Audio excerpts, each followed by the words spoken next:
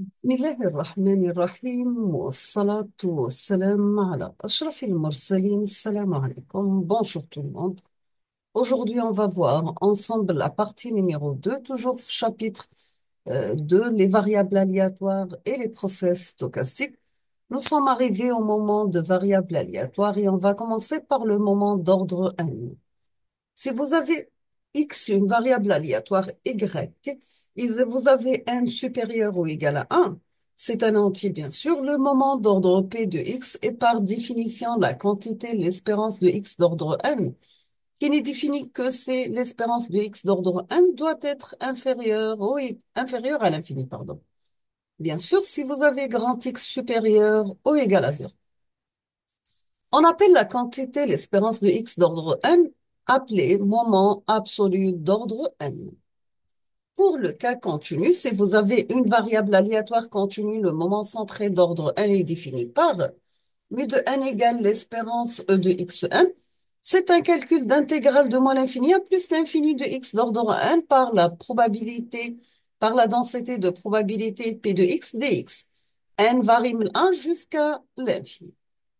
P de x, bien sûr, est appelée la densité de probabilité de x. On va commencer par le cas pour n égale à 1, est appelée l'espérance mathématique ou bien la moyenne statistique de la variable aléatoire x. Mu qui est égal l'espérance de x, donc c'est l'intégrale de moins l'infini à plus l'infini de x par la densité de probabilité p de x dx. Pour n égale à 2, donc c'est le moment d'ordre 2 de la variable aléatoire x. L'espérance de x carré égale l'intégrale de moins l'infini à plus l'infini de x carré par la densité de probabilité puis de x dx. Et les moments centrés d'ordre 1 et 2 suffisent généralement pour caractériser une variable aléatoire. Parfois, on doit avoir recours aux moments d'ordre supérieur. Dans ce cas, les moments d'ordre n liés à la moyenne par la variable aléatoire x sont donnés par l'espérance de x moins la moyenne, le tout d'ordre n égale à un calcul d'intégrale de moins l'infini à plus l'infini de x moins mu d'ordre n par la densité de probabilité p de x dx. N varie 1, 2, etc.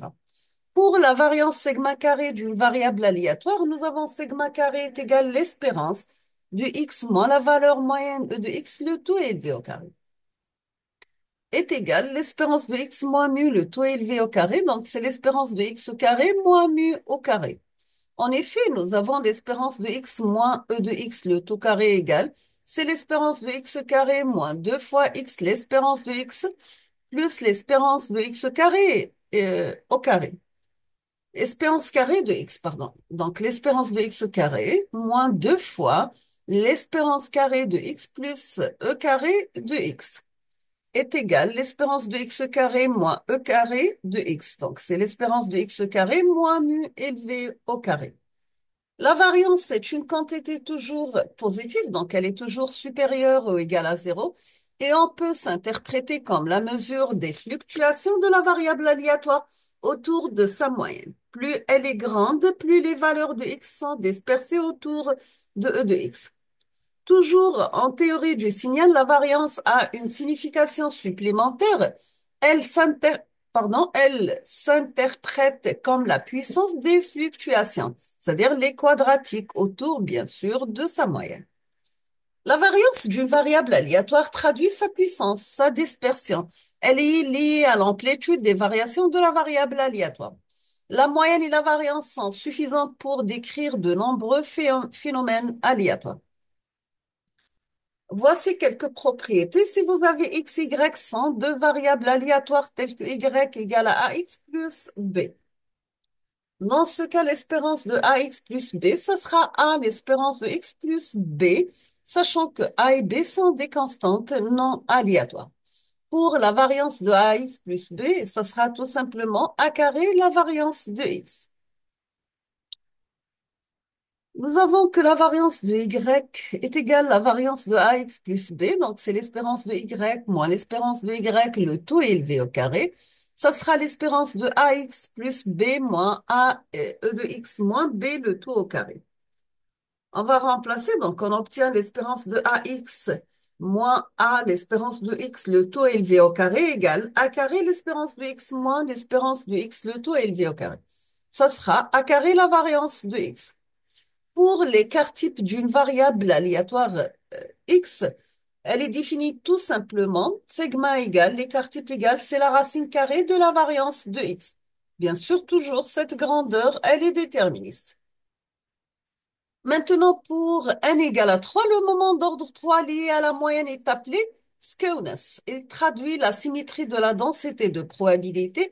C'est une mesure d'asymétrie des données autour de la moyenne statistique et son expression est donnée par skewness égale l'espérance de x moins mu à la puissance 3 sur sigma à la puissance 3.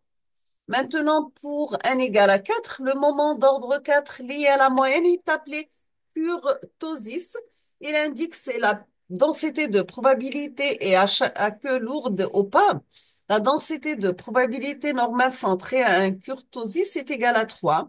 Et le kurtosis est exprimé par le kurtosis égale l'espérance de x moins mu à la puissance 4 sur sigma au carré.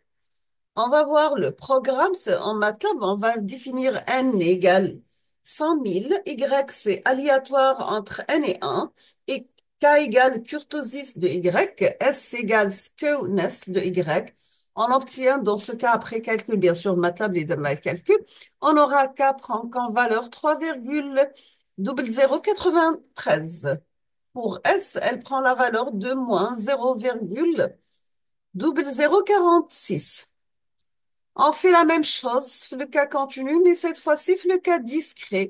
Si vous avez une variable aléatoire discrète x qui est égale x1, x2 jusqu'à xi, le moment d'ordre n est défini par l'espérance x d'ordre n, c'est la somme de xi d'ordre n, pi.